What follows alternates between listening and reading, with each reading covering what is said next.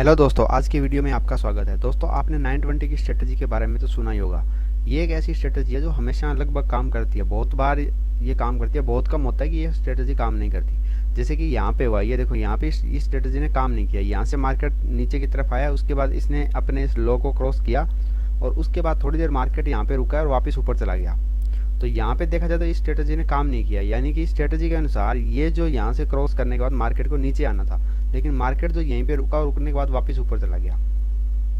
तो दोस्तों, ये आज यहाँ पे स्ट्रेटजी काम क्यों नहीं की, इसके बारे में हम थोड़ा जानकारी आपको देंगे और थोड़ा ना इसके बारे में विस्तार से चर्चा करेंगे। तो सबसे पहला रीज़न इसका है कि ये यहाँ पे एक हैमर बन गया, यानी कि एक दो कैंडल के बाद भी हैमर बन गया। और आपको पता ही है कि हैमर जो है एक बुलिश साइन है। तो बुलिश साइन होने की वजह से ये हैमर बना और बनने के थोड़ी देर बाद मार्केट ऊपर की तरफ चला गया।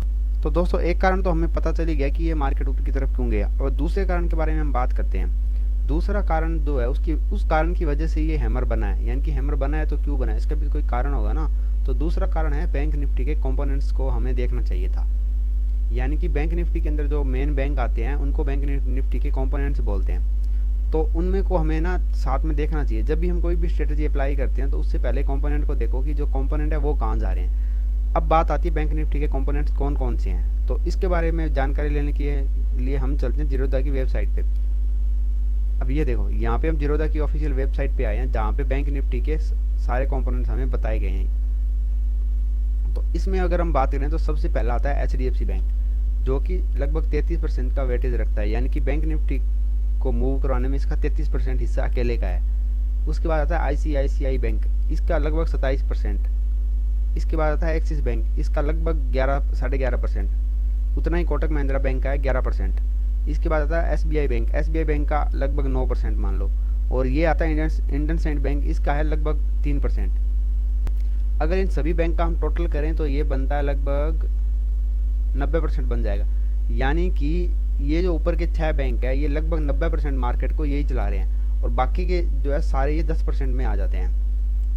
और सबसे ज़्यादा जो है ये 2 बैंक चलाते हैं, HDFC और ICICI बैंक। ये जिधर जाएंगे लगभग उधर ही निफ्टी जाएगा, सॉरी बैंक निफ्टी जाएगा। तो अब हम चलते हैं कि इनका कंपेयर करते हैं कि ये बैंक जब ये, अब देखो ये जो निफ्टी यहाँ पे था तो ये सारे बैंक का क्या लेवल था और ये कहाँ पे थे। तो इसके लिए हम देखते हैं सबसे पहले HDFC बैंक। ये देखो HDFC बैंक 5 मिनट के चार्ट पे, ये हमारा 6 तारीख। ये देखो HDFC बैंक है ना, टोटल उल्टा मूव कर रहा था। उधर ग्रीन कैंडल बनी, इधर रेड बनी, रेड बनने के बाद ये ऊपर की तरफ चला। इसने यहाँ से हाई को ब्रेक किया, ब्रेक करने के बाद ये देखो एक बार ये थोड़ा नीचे आया, नीचे आने के बाद वापस ऊपर चला गया। तो पहला साइन तो हमें ये मिल गया कि HDFC बैंक जो है, यानी कि इसका जो मेन कंपोनेंट है जो इसको 33% चलाता है, वो बैंक निफ्टी के अगेंस्ट है। अब आते हैं दूसरे बैंक पे। दूसरा बैंक है, दूसरे बैंक की ये हो गई हमारी 915 की कैंडल, और इसके बाद 920 की कैंडल 920 की। ये बैंक जो ना सेम बैंक निफ्टी की तरफ मूव कर रहा है। ये देखो आया, नीचे आया, थोड़ा नीचे आया, नीचे आने के बाद ऊपर चला गया। इसके बाद हमारा तीसरा बैंक आता है एक्सिस बैंक। एक्सिस बैंक की बात करें तो एक्सिस बैंक का ये देखो 6 अप्रैल की 915 की, ये भी सेम उसी डायरेक्शन में गया है। चौथा आता है कोटक बैंक। ये देखो कोटक बैंक भी उसी डायरेक्शन में है। ये थोड़ा नीचे की तरफ ओपन हुआ, ओपन होने के बाद एक बार थोड़ा नीचे गया, लेकिन इसका ना डायरेक्शन देखो थोड़ा जल्दी चेंज हो गया। ये देखो यहाँ से ये इसका डायरेक्शन जल्दी चेंज हो गया और ये थोड़ा ऊपर चला गया।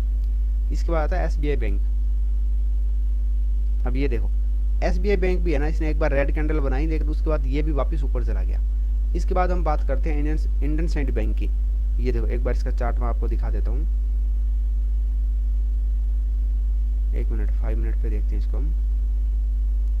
ये देखो 6 अप्रैल, ये बिल्कुल HDFC के साथ गया है। यानी कि हम मोटा मोटा देखें तो 2 बैंक HDFC के साथ है, इंडसइंड बैंक और SBI बैंक, और 3 बैंक एक साइड जा रहे हैं, जिसमें से कोटक बैंक थोड़ा जल्दी मुड़ गया था।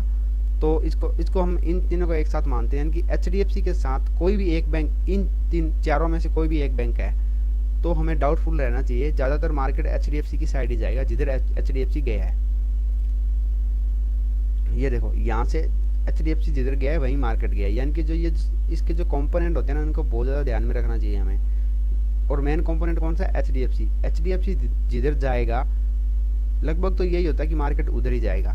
और HDFC के साथ कोई भी एक बैंक और है तो हमें कंफर्म यही रहना है कि मार्केट उधर जाएगा। हाँ, ये हो सकता है कि जो HDFC के, या तो HDFC खुद उल्टा मुड़ जाए, या HDFC के साथ वाला कोई और बैंक है, जैसे यहाँ पे SBI इसके साथ था, तो ये SBI यहाँ से वापस मूव करे तो पॉसिबिलिटी है कि मार्केट जो है दूसरी साइड जा सकता है। अदरवाइज ऑलमोस्ट HDFC को और ICICI बैंक को तो आपको हमेशा ध्यान में रखना ही है।